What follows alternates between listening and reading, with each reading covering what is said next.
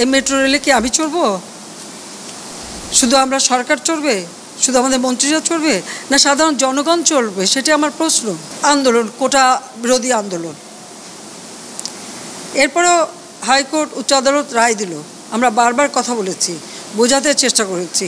এমনকি কোটা আন্দোলনকারী তাদের সাথে আমরা আমাদের মন্ত্রীদের পর্যন্ত বসালাম।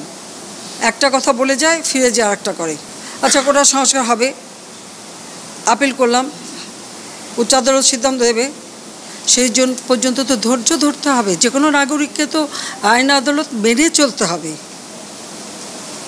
সেটা না, ওই 1 দফার পরে আসলো 4 দফা, তারপর আসলো 6 দফা, তারপর আসলো 8 দফা, তারপরে আবার 4 দফা, আবার ওই 4 দফাও হবে না, আরও 8 দফা।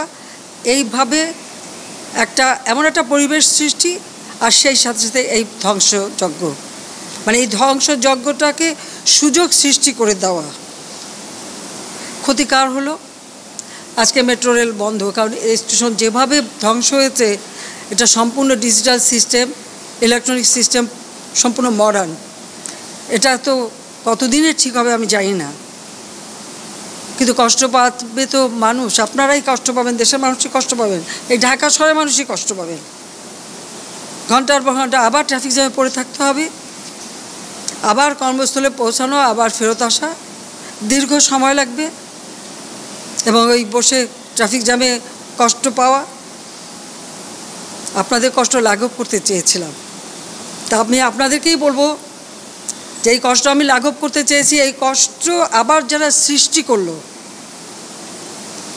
তাদের বিরুদ্ধে আপনাদেরই রুখে দাঁড়াতে হবে। আপনারা দেখছেন দৈনিক কর্ণকণ্ঠ, সবার কথা বলে।